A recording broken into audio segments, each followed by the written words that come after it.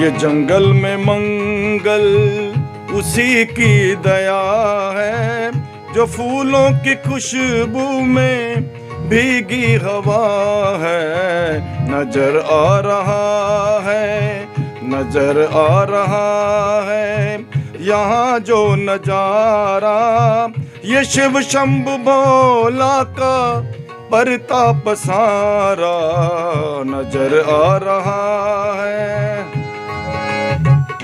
तो भक्त जनों, आज हम आपको एक पुराने कथा सुनाने जा रहे हैं कि एक रोज सती पार्वती बैठे बिठाए, तो लक्ष्मी से चली मिलने बिना उसके बुलाए। एक रोज सती पार्वती के मन में ये विचार आया कि क्यों ना मैं जाके लक्ष्मी से मिलकर आऊं। तो शंकर भगवान से बोली गिरजा कि मैं आज मेरा मन करता है कि मैं लक्ष्मी से मिलकर आऊं। तो शंकर भगवान ने पूछा कोई संदेश आया है बोली तेरे को? बोली नहीं, संदेश तो नहीं आया, मेरा मन करता था।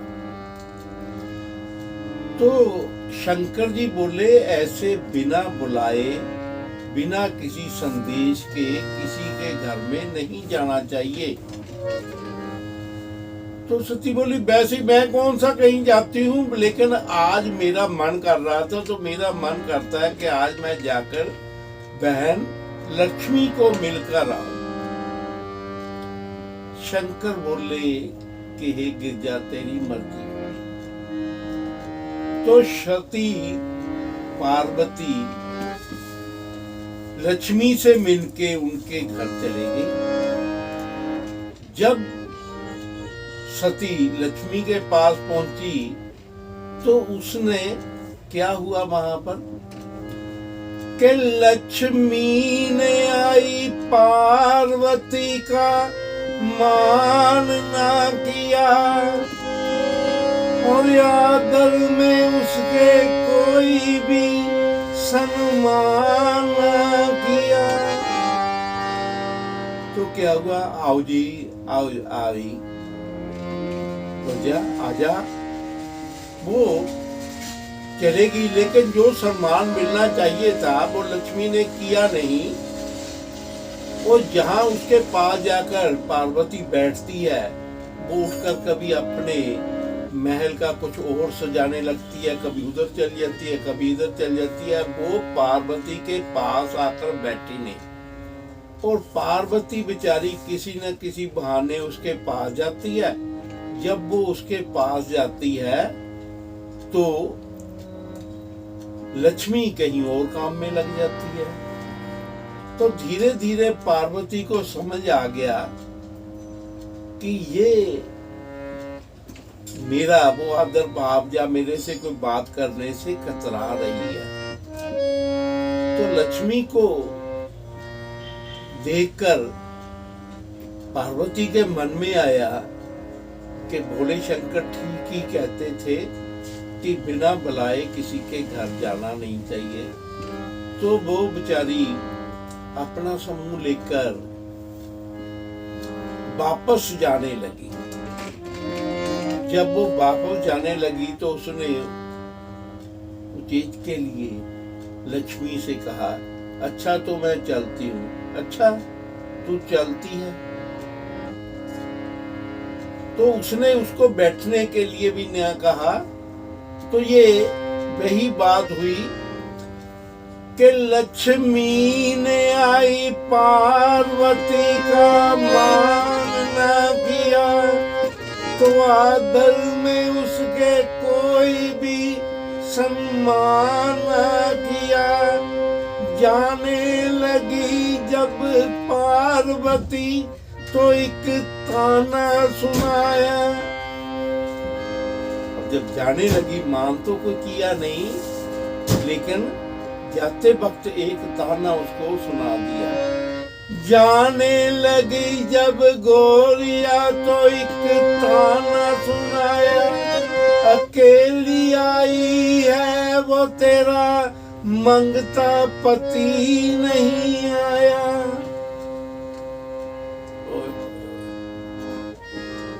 भोलेनाथ क्या कह गई लक्ष्मी पार्वती को। पार्वती क्या दुनिया में कोई भी स्त्री अपना अपमान तो सह सकती है, लेकिन अपने पति का अपमान नहीं सहती। तो पार्वती कैसे सहती? तो कहती लक्ष्मी चुप, तेरे पति की 100 मसाले हैं मांगने जाने की, शंकर की एक मसाल दे दे, कहीं पूरी दुनिया में शंकर किसी से मांगने गए होंगे। तेरा पति तो कभी मोर ध्वज नगरी, कभी करण से कब्ज मांगने गया, कभी राजा दधीची के यहाँ मांगने गया। 100 मसाले हैं विष्णु की मांगने की, लेकिन शंकर बोले कभी भी आज तक किसी से कुछ मांगने के लिए नहीं गए। बेचारी वापस कैलाश पर्वत पर शंकर जी के पास आकर बैठ गई। तो शंकर अब उसको पूछते हैं, वाह पार्वती तेरा बहुत सम्मान हुआ होगा वहां पर तो लक्ष्मी तेरे को आने नहीं देती होगी, तू इतनी जल्दी कैसे वापस आ गई? पार्वती क्यों? बोले तेरे को बहुत कुछ खिलाया पिलाया होगा, तेरा तो पेट भरा होगा, तेरे को तो ये यानी कि जो कुछ नहीं शंकर भगवान आदिनाथ बोले भंडारी तो सब कुछ जानते थे। लेकिन जब उन्होंने लक्ष्मी के बारे में बार बार पार्वती से पूछा तो पार्वती रो पड़ी। को कहती है कि महाराज मेरी इच्छा है कि एक ऐसा महल बनाऊं मैं। महाराज मेरी इच्छा है एक ऐसा महल बनाऊं मैं, जो लक्ष्मी के महल से सुंदर हो, नीचा उसको दिखलाऊं मैं। तो शंकर बोले छोड़ो पार्वती, ये ना हो पाएगा, अपने कर्मों में महलों में रहना नहीं लिखा हुआ है, छोड़ दे। कहती नहीं भगवान मैंने आपसे जिंदगी में कुछ मांगा ही नहीं है, तो पहली बार आपसे प्रार्थना कर रही हूँ, कुछ चीज मांग रही हूँ। तो शंकर बोले सुन पार्वती, जेड़े आडंबर नहीं संभाले जाएंगे, जो रहते आज महलों में कल वही निकाले जाएंगे। तो हे गौरिया, दुनिया के सारे महलों वालों ने यहीं पर आ जाना है अपने पास, हम तो पहले ही शमशानों में बैठे हुए हैं। शंकर जी का डेरा शमशान में ही होता है। तो शंकर जी बोले कि हे गौरिया, सारे महलों वालों ने यहाँ ही आ जाना है, दुनिया के सारे महलों वाले वहीं आते हैं, हम तो पहले वहीं पर डेरे लगाए बैठे हैं। तो पार्वती कुछ भी कहने पर मानी नहीं। जब कुछ भी कहा शंकर जी ने, तो पार्वती की जिद होगी कि मैंने तो ये महल बनाना ही बनाना है। तो शंकर जी ने उसी समय अंतर ध्यान होकर बाबा विश्वकर्मा जी को बुलाया और बाबा विश्वकर्मा जी को बोला कि हे विश्वकर्मा, बोले बोलो महाराज। कहले तुम्हारी माता की इच्छा है तो एक ये महल बनाना चाहती है तो वो बना दो। शिव जी ने बोला तो उन्होंने बोला जो आज्ञा महाराज वही करेंगे। लेकिन जैसे कि यहाँ पर राजमिस्त्री को आदत ही है कि जो काम कह दिया जब बुलाओ आना नहीं, थोड़ा देर लगाना, तो यही हाल विश्वकर्मा में ने भी किया। तो उसने जल्दी से महल बनाने के लिए वो आए नहीं। तो पार्वती रोज रोज तगादा करती थी भगवान शंकर से कि वो आया नहीं, वो आया नहीं। तो एक दिन शंकर भगवान ने दोबारा से विश्वकर्मा जी को अपने पास बुलाया और बोले कि जिंदगी में एक काम तेरे को बोला था तो वही नहीं किया, क्या बात है। तो बाबा विश्वकर्मा ने देखा कि आज शंकर जी जरा दूसरे स्वभाव में बोल रहे हैं। तो उन्होंने आके मारे बोला कि भगवान आप उठो, आपने मेरे को जगह तो दिखाई नहीं, कहाँ बनाना। कहते देख दुनिया में जो भी बढ़िया जगह हो पृथ्वी पर होनी चाहिए तो वहां पर बना लेते हैं। तो शंकर बोले जी जगह तो आपको दिखानी पड़ेगी, रहना आपने है तो वहां पर। तो शंकर भगवान ने देखा कि आर्यावर्त तब इस देश का नाम था जिसको आज भारत बोलते हैं। तो आर्यावर्त के दक्षिण में एक बहुत सुंदर टापू है, तो वहां पर ले गए, कहते यहाँ पर बना दे। तो वो बोले कि आप आगे अपनी छड़ी लेकर मेरे को वो बताइए कि कहाँ से लेकर कहाँ तक बनाना है, तो मैं महल बना देता हूँ। तो शंकर भगवान आगे आगे अपनी छड़ी लेकर बताते रहे कि यहाँ से लेकर यहाँ तक, यहाँ से लेकर यहाँ तक और यहाँ से लेकर यहाँ तक बना दो। तो बोले ठीक है महाराज। तो शंकर बोले अब और कितनी देर लगेगी। कहते जी पीछे मुड़ के देखो महल तैयार है। जब शंकर जी ने पीछे मुड़ के देखा तो वो बाबा विश्वकर्मा की कला पे हैरान रह गए। पीछे महल बनकर, सुंदर महल बनकर तैयार था। बोले लो जी और बोलो बाबा जी। तो अब पार्वती को जब पता चला, दिखाया ऊपर से कि ये महल बन गया है, तो पार्वती को अब कोई बहाना चाहिए। तो उसने बोला कि इस महल का हम मुहूर्त करेंगे और इसके मुहूर्त के लिए सभी को बुलाओ, जो भी अपने परिचित है सभी को बुलाओ।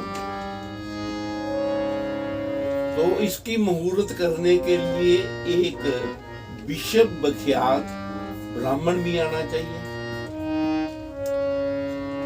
तो जब महल का मुहूर्त करने के लिए शंकर ने सभी को निमंत्रण दिया और उस समय विश्व विख्यात कर्मकांड के पंडित विशर्वा जी को बुलाया गया। तो विशर्वा जी ने कर्मकांड से महल का मुहूर्त करवा दिया और पार्वती का चेहरा देखा भगवान शंकर ने, तो बहुत पार्वती आज बहुत खुश मिल रही है।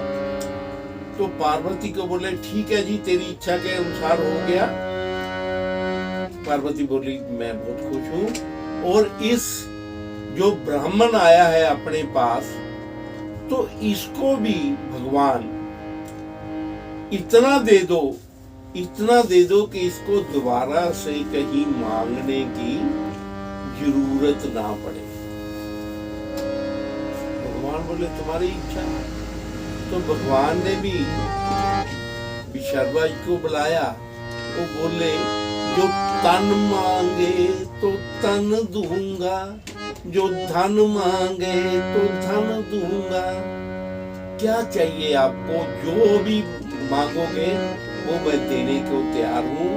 जो तुम्हारी इच्छा है मांग लो तो वो दे देता हूं।